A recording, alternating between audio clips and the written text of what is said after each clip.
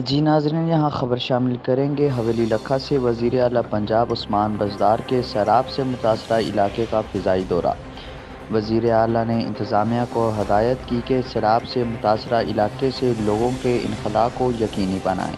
साबिक़ member कौमी assembly में खुर्रम जहांगीर भट्टू का कहना था कि फसलों की तबाही की माली आनत और इलाके को आफतज़दा करार दे दिया।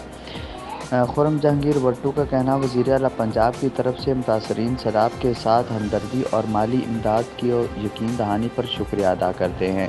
Commissioner Sahiwal division, deputy commissioner Okara Maryam Khan और मैं खुर्रम जहांगीर भट्टू वज़ीर आला के साथ थे।